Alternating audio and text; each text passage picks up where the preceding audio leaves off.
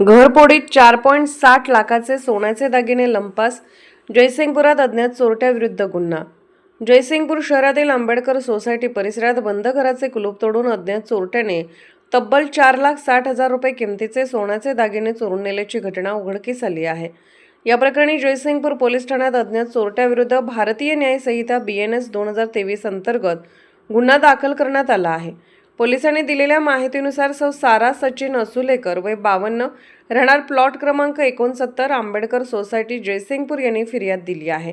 26 जुलै रोजी दुपारी 3 ते 27 जुलै रोजी रात्री 12:10 या कालावधीत अज्ञात चोरट्याने घराच्या मुख्य दरवाजाचे कुलूप व कडी उचकटून घरात प्रवेश केला. यानंतर घरातील लोखंडी कपाट व त्यातील तिजोरी उघडून सोन्याचे दागिने चोरून नेले. चोरीस गेलेल्या ऐवजात 12 ग्रॅम वजनाची सोन्याची चेन व पैंजण, 15 ग्रॅमचा नेकलेस, 12 ग्रॅमचे सोन्याचे कडे, 7 ग्रॅम वजनाच्या 3 सोन्याच्या अंगठ्या आणि 4 ग्रॅम वजनाचे कानातील दागिने असा एकूण 4,60,000 रुपयांचा ऐवज असल्याचे फिर्यादीत नमूद करण्यात आले आहे.